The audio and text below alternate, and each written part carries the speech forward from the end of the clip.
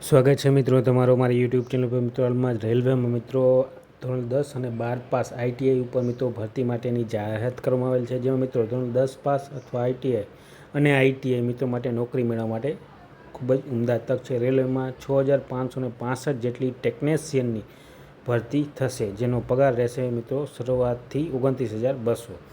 મિત્રો સીબીટી અને મેડિકલ ટેસ્ટથી ઉમેદવારોની સીધી પસંદગી થશે. હવે વધુ વિગતવાર જોઈએ તો મિત્રો રેલવે ભરતી બોર્ડ દ્વારા ટેકનિશિયનની ભરતી માટે સત્તાવાર નોટિફિકેશન જાહેર કરવામાં આવ્યું છે.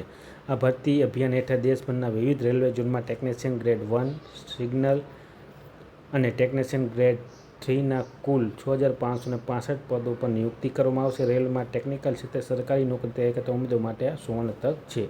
લાયક ઉમેદવારો મિત્રો 30 જૂન 2026થી 29 જુલાઈ 2026 દરમિયાન અરજી કરી શકશે. 30 જૂનથી 29 જુલાઈ દરમિયાન સુધી અરજી ઉમેદવાર કરી શકશે.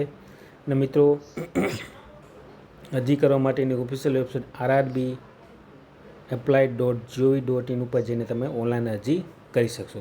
અરજી કરતાં પહેલાં ઉમેદવારોના પ્રમાણપત્રોની વિગતો ચકાસી લેવી જરૂરી છે. ઉમેદવારોની પસંદગી 3 તબક્કામાં કરવામાં આવશે, જેમાં પ્રથમ તબક્કામાં કોમ્પ્યુટર બેઝ ટેસ્ટ CBTT લેવામાં આવશે, ત્યારબાદ ડોક્યુમેન્ટ વેરિફિકેશન કરવામાં આવશે અને અંતે મેડિકલ એક્ઝામની પસંદગી કરવામાં આવશે.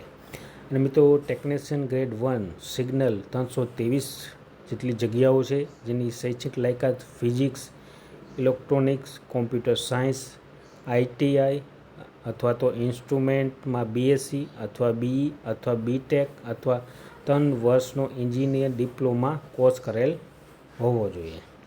વયમર્યાદા 18થી 33 વર્ષ અને પગાર ધોરણ જોઈએ તો લેવલ 5 મુજબ 29,200થી શરૂઆત થશે મિત્રો. તો આ પ્રમાણે રહેશે તેનું પગાર ધોરણ. ત્યારબાદ ટેકનિશિયન ગ્રેડ 3નો જે પગાર ધોરણ રહેશે, જેની કુલ જગ્યા 6,242 જેટલી છે, તેની શૈક્ષણિક લાયકાત ફિઝિક્સ અને મેથ્સ સાથે ધોરણ 10 પાસ અથવા ધોરણ 10 પાસ સાથે સંબંધિત ટ્રેડમાં NCVT SCVTનું ITI સર્ટિફિકેટ અને વયમર્યાદા 18થી 30 વર્ષની રહેશે. પગાર ધોરણ લેવલ 2 મુજબ 19,900થી શરૂઆત થશે. તો આ મિત્રો પ્રમાણે પગાર ધોરણ રહેશે.